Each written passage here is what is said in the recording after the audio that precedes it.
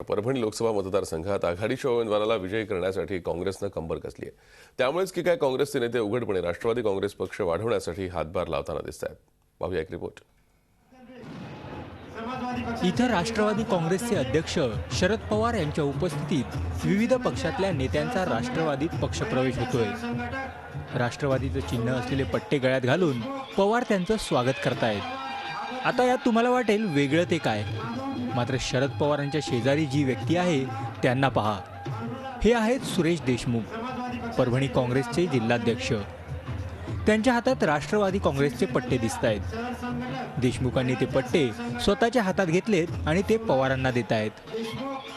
देशमुख मोठ्या आपुलकीनं राष्ट्रवादीत पक्षप्रवेश करणाऱ्या प्रत्येकाची पवारांना ओळख करून देत आहेत. राष्ट्रवादीचे डझनभर नेते व्यासपीठावर असताना देशमुखांच्या या कृतीमुळं काँग्रेस नेते अचंबित झाले. यापेक्षा आणखी एक आश्चर्याचा धक्का देणारी गोष्ट या सभेत पाहायला मिळाली.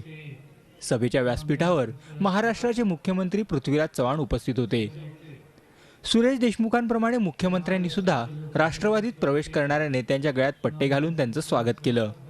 त्यामुळे सभेतल्या भाषणांपेक्षा मुख्यमंत्री जे काँग्रेसचे नेतेही आहेत त्यांनी राष्ट्रवादी पक्ष वाढवण्यासाठी लावलेला हातभार चर्चेचा विषय ठरला. शिवाय परभणी काँग्रेसचे जिल्हाध्यक्ष सुरेश देशमुख यांची पवारांशी वाढती जवळीकही काँग्रेस नेत्यांना खटकणारी ठरली. कल्पना मुंदडासह bureau report, Zee media, Parbhani. Zee 24 तास रहा एक पाऊल पुढे.